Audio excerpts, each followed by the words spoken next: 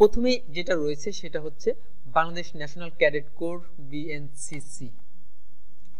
এর পদ সংখ্যা হচ্ছে 99 জন। আবেদনের শেষ তারিখ হচ্ছে 18 নভেম্বর 2024 ইংরেজি তারিখে। এবং এই লিংকের আবেদন আমি অবশ্যই ডেসক্রিপশন বক্সে দিয়ে দেব, প্রয়োজন আপনারা ওইখান থেকে দেখে নিতে পারেন।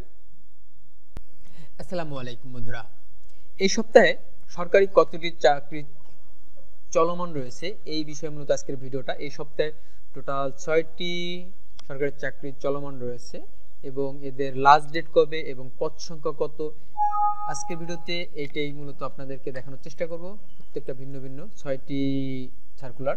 তার আগে বলে রাখি, আপনি যদি আমার চ্যানেলে নতুন হয়ে থাকেন তাহলে অবশ্যই চ্যানেলটি সাবস্ক্রাইব করে রাখুন এবং সঠিক তথ্য পেতে সম্পূর্ণ ভিডিওটি না টেনে ভালো করে দেখুন।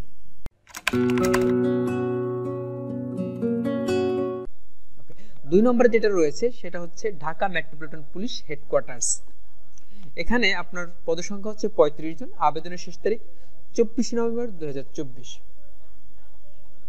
3 নম্বরে যেটা রয়েছে সেটা হচ্ছে জাতীয় রাজস্ব বোর্ড।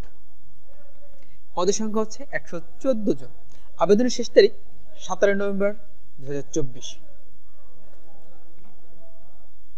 3.1 এই কারণে লিখলাম কারণ এই রাজস্ব বোর্ডে আরেকটা সার্কুলার রয়েছে রাজস্ব বোর্ডে, সেখানে হচ্ছে শুধুমাত্র অফিস সহায়কে 43 জন লোক নিয়োগ দেবে। এটার শেষ তারিখ হচ্ছে 13 নভেম্বর 2024।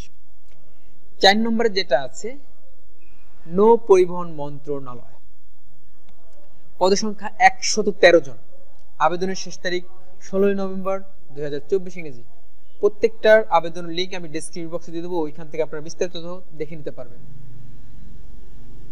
5 নম্বরে যেটা রয়েছে সেটা হচ্ছে মাদকদ্রব্য নিয়ন্ত্রণ অধিদপ্তর। এটা হচ্ছে স্বরাষ্ট্র মন্ত্রণালয় অধিদপ্তর সুরক্ষা সেবাবের একটা অধিদপ্তর। এইখানে পদসংখ্যা হচ্ছে 86 জন। আবেদনের শেষ তারিখ 21 নভেম্বর 2024 ইংরেজি। এবং সর্বশেষ যেটা রয়েছে সেটা হচ্ছে তথ্য সম্প্রচার মন্ত্রণালয়।